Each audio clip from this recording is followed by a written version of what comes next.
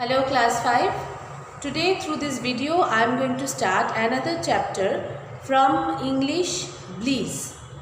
We have completed one chapter, that is Teacher the Torchbearer, and this chapter which I am going to start, this chapter's name is King's Disloyalty.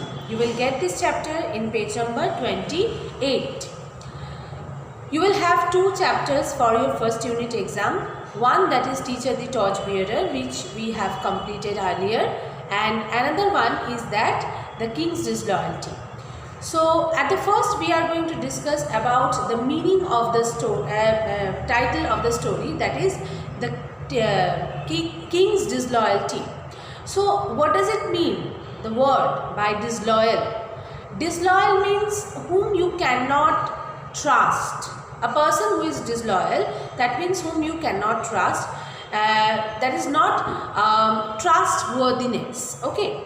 So here the king is disloyal. That means maybe king has was regarded as a very good and very maybe a wise kind of king. Because of his disloyalty, maybe he lost his position. Okay, so we are going to see that what is happening in this chapter. Now, there was once a king who was loved by his people. His people considered him a good king, kind and loving king. So here there was a king who was loved by all his people, who was loved by all his men, and he was considered by a good king also. One day the king decided to extend his kingdom farther. So one day what happened? That king decided that he would extend his territory farther, more and more. Okay. So he decided to conquer some of the neighboring territories. If he wanted to, that means extend his territories more and more. So what did he have to do? He had to conquer the other places, other neighboring places. And so he decided that he would take help from his people, and for that he required his men also. And as he decided that he would extend his kingdom, so he was needed his people also. Okay. He called the people to his court and told them, I have decided to extend the kingdom by conquering the neighboring kingdom. For that, I need your help. I promise to reward you with money or land in the new territories if we succeed. So what happened? The king actually he decided that he would extend his kingdom further. So as he decided, so what did he do? He called all his people and he held a meeting. And in his meeting he expressed his view that he wanted to extend his territories, and so he wanted his people's help. And if he would be gainer, if he would win his other territories, other neighboring countries, then definitely he would give rewards to his people. Okay, either by giving money or by giving land. The good king needed men for the battle. The king alone, he could not do anything. So he needed his people.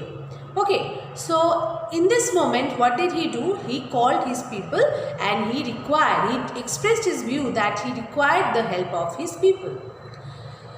So good king, he was a good king at the very beginning when we started the story. We have seen that he was a good king, he was loved by his people. So this good king needed men for the battle. The king agreed to help their king first fight the battle. Maybe you know that that means when